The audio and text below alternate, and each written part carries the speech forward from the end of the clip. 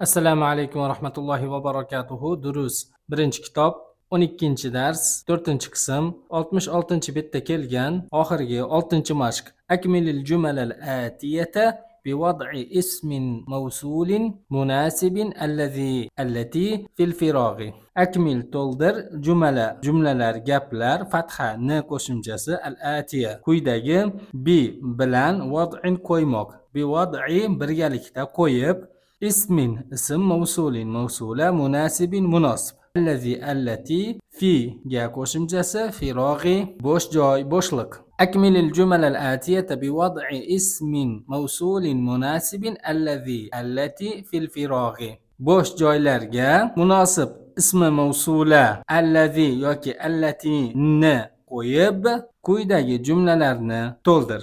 Ya'ni 6-mashqda kelgan bo'sh joylarga munosib allazi ya'ni muzakkar va mufratga ishlatiladigan ismi mavsulani yoki muannas mufratga ishlatiladigan allatini qo'yib to'ldiramiz. Birinchisi al-kitabu allazi alal maktabi lil mudarrisi. Yozuv taxtasini ustidagi kitob mudarrisniki. Bu jumlada gap kitob haqida ketayotganligi uchun allazi muzakkar mufrat ismi mavsulani qo'ydik va ismi mavsuladan keyin fe'l kelmaganligi uchun g qo'shimchasi qilib tarjima qildik. Yozuv taxtasini ustidagi kitob mudarrisniki deb. Ikkinchi misoli al-qalamu allazi fi haqibati maksurun.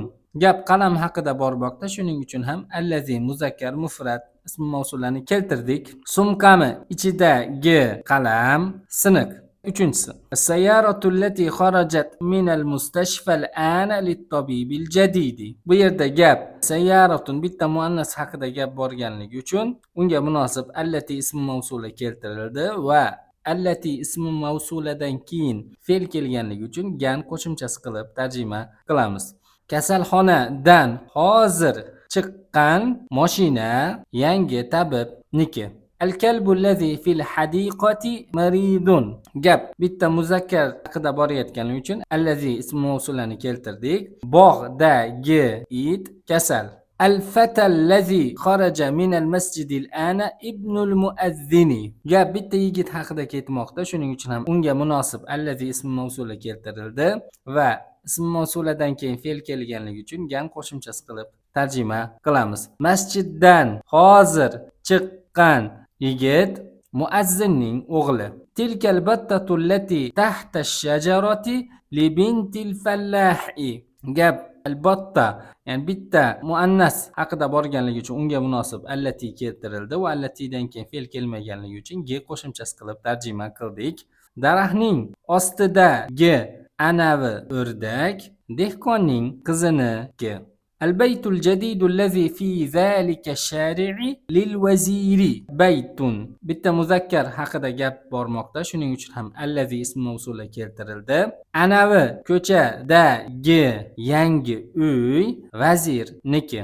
الدرس الذي بعد هذا الدرس سهل جدا. الدرس bitta muzakkar haqida gap bormoqda, shuning uchun ham allazi ism mavsula keltirildi. Bu darsdan keyingi dars juda oson. Manil fatatu allati jalasat amama al-mudarrisati. Gap al-fatatu bitta muannas haqida borganligi uchun unga munosib allati ism mavsulani keltirdik. Va allatidan keyin jalasat fe'l kelganligi uchun gan qo'shimchasi qilib tarjima qilamiz. Mudarrisaning oldida o'tirgan qiz kim? Hiya tolibatun min Maleziya. U malayziyalik toliba. Atilkal haqibatu allati tahta al-maktabi laka ya Xolidu. Gap al-haqibatu bitta muannas haqida borganligi uchun unga munosib allati ism mavsula keltirildi. Ey Xolid, yozuv taxtasini ostidagi anavi sumka senikimi? La hiya li sodiqi Muhammadin. Yo'q, u mening do'stim Muhammadniki. Bu jumlada diqqatimizni qaratishimiz lozim bo'lgan bir oldin o'tgan qoida bor. Li harfi jar o'zidan keyin sodiqin oxirini kasra qiladi, lekin sodiqun so'zi ya'y mutakallimga muzof bo'lganligi uchun unda barcha i'rob harakatlar taqdir qilinadi. Endi muhammadin oxiri kasra bo'lmoqda. Nega? Chunki muhammadin sodiqin so'zidan badaldir. Ya'ni gapda maqsad qilingan tobedir. Kimniki demoqda? Do'stim Muhammadniki demoqda. Muhammad sodiqun so'ziga tobe bo'lganligi uchun unga harakatida ergashmoqda. Shu bilan 12-dars nihoyasiga yetdi. 12-darsda biz umum 6 ta qoidani o'rgandik. Birinchisi u xitob qilingan shaxsga qarab unga munosib zamir yo zamir muttasil yoki zamir munfasil keltiriladi. Ikkinchi qoidamiz kayfa ism istifham bo'lib, u bilan so'raluvchining holati so'raladi.